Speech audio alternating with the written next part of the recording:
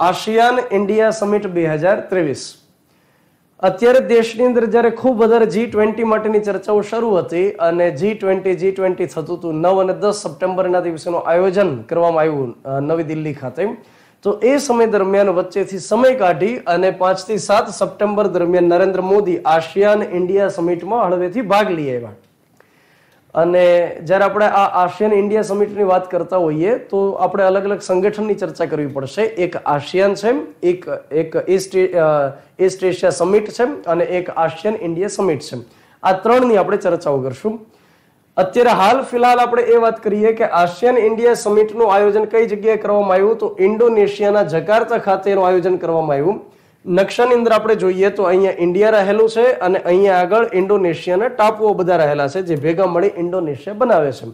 અને ઇન્ડોનેશિયાની વાત કરીએ તો એનું કેપિટલ જકાર્તા ખાતે છે. રાષ્ટ્રપતિ હાલમાં રહેલા છે જોકો વિડોડો. તો થોડું વિચિત્ર નામ છે, જોકો વિડોડો, અને એની કરન્સી રૂપિયા જ રહેલી છે. આ જ્યારે આપણે ચર્ચામાં લેતા હોઈએ કે આસિયાન ઇન્ડિયા, તો આપણને સવાલ એ થાય કે આ શું રહેલું હશે, મતલબ આસિયાન ઇન્ડિયા. તો એની માટે સૌથી પહેલા એ સમજવું પડશે કે આસિયાન શું રહેલું છે. આસિયાનનું પૂરું નામ થતું હોય છે association of south East Asian Nations. Association of south East Asian Nations. એનો મતલબ એ થાય કે દક્ષિણ પૂર્વની અંદર આવેલા જે એશિયન કન્ટ્રીઝ રહેલા છે એમનું એક સંગઠન છે, એમનું એક સમૂહ છે જેને આપણે આસિયાન કહીએ છીએ. નકશાની અંદર જો આપણે જોઈએ તો દક્ષિણ અને પૂર્વની અંદર જે આ બધા ટાપુ પ્રકારના દેશ રહેલા છે આ બધાથી બનેલું એક સંગઠન જેને આપણે આસિયાન કહી શકીએ. અને આસિયાનની અંદર હાલ ફિલહાલ 10 જેટલા કન્ટ્રી કામ કરે છે. આસિયાનની કલ્પના એ રીતે કરવામાં આવેલી કે જે પ્રકારે એક યુરોપિયન યુનિયન કરીને એક સંગઠન કામ કરે છે, જે યુરોપનું એકદમ મજબૂત સંગઠન માનવામાં આવે છે. તો દક્ષિણ પૂર્વીય એશિયાની અંદર એક આવું મજબૂત સંગઠન હોવું જોઈએ જે અલગ અલગ પ્રકારની બાબતોની અંદર એકબીજાને સહકાર કરશે, જેમ કે આર્થિક બાબતો હોય, રાજકીય બાબતો હોય, સુરક્ષાની બાબતો હોય, સ્ટ્રેટેજિક બાબતો હોય, તો એમાં એકબીજાને સહયોગ કરશે. તો આ પ્રકારે બેંકોકની અંદર જ્યારે અલગ અલગ 5 દેશના પ્રતિનિધિઓ ભેગા થયા તો એમણે એક રચના કરી કે આપણે આ પ્રકારનો સમૂહ બનાવીએ.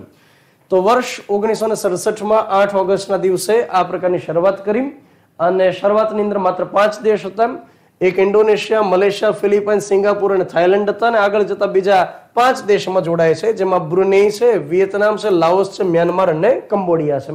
તો બની શકે તમને આ પ્રકારે સવાલ પૂછાય કે આસિયાનમાં નીચેનામાંથી કયો દેશ સંકળાયેલો છે અથવા કયો દેશ નથી. તો આપણને ખ્યાલ હોવો જરૂરી છે.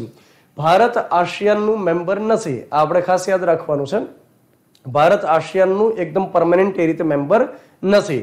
આ 10 દેશ એવા છે કે જે એની સાથે જોડાયેલા છે. વર્ષ 1967ની અંદર આસિયાનની રચના કરવામાં આવી, પરંતુ એની સૌથી પહેલી બેઠક વર્ષ 1976ની અંદર બાલી ખાતે કરવામાં આવેલી. તો આપણે મતલબ સમજી શકીએ, વિધાનવાળા સવાલની અંદર પૂછાય તો યાદ રાખો 1967માં રચના થઈ ગઈ હતી, પણ પહેલું જે શિખર સંમેલન કરવામાં આવ્યું એ વર્ષ 1976માં કરવામાં આવેલું હતું. મતલબ આનું ઉલટ સુલટ આપણે કહી શકીએ, 67નું ઉલટું 76ની અંદર પહેલી બેઠક થઈ હતી. 2006ની અંદર યુનાઇટેડ નેશન્સ જનરલ એસેમ્બલીને, એટલે કે યુનોની જે સામાન્ય સભા છે એને મતલબ એમણે કીધું કે તમે પાર્ટનર તરીકે, મતલબ ડાયલોગ પાર્ટનર તરીકે ભાગ લઈ શકશો. એટલે કે જ્યારે આસિયાનની મીટિંગ હોય ત્યારે યુનાઇટેડ નેશન્સ જનરલ એસેમ્બલીના જે વડા હોય એ ત્યાં આગળ ભાગ લઈ શકશે, એમના અધિકારીઓ ભાગ લઈ શકશે, સમજૂતી કરાર એમની સાથે કરી શકશે. ત્યાર પછી આસિયાન માટેનું સચિવાલય આવેલું છે જકાર્તા. મતલબ એમના અધિકારીઓ કાયમી ધોરણે આખા વર્ષ દરમિયાન જે જગ્યાએ બેઠતા હોય છે જકાર્તા. અને આસિયાનનો એક મોટો રહેલો છે one vision, one identity, one community. એટલે કે દક્ષિણ પૂર્વીય ભાગની અંદર જે ટાપુ દેશ આવેલા છે એમાં એક સૂત્રતા જળવાઈ રહે એના માટે વન વિઝન છે, વન આઈડેન્ટિટી છે, વન કમ્યુનિટી છે. ખાસ કરીને આસિયાનનું મહત્વ એટલા માટે પણ છે કારણ કે વ્યાપારની દ્રષ્ટિથી અગત્યના એ કેન્દ્રો સાબિત થઈ શકે એમ છે. અને ચીનની દક્ષિણમાં આવેલા છે એટલે ચીન જે દરિયાની અંદર ઘૂસણખોરી કરી રહ્યું છે તો એની સામે એક સૂત્રતા દાખવી શકાય, એક સાથે લડી શકાય. એના માટે આ સંગઠન ઘણું ઉપયોગી સાબિત થયેલું છે. આસિયાન એક સુરક્ષા માટેનું, આર્થિક બાબતો માટેનું, સામાજિક બાબતો માટેનું અને સાંસ્કૃતિક બાબતો માટેનું એક સંગઠન છે. અને બહુ ઇન્ટરેસ્ટિંગ બાબત છે કે દર 6 મહિને આસિયાનની મીટિંગ યોજાય છે, એટલે કે એક વર્ષની અંદર 2 વખત એની મીટિંગનું આયોજન કરવામાં આવે છે.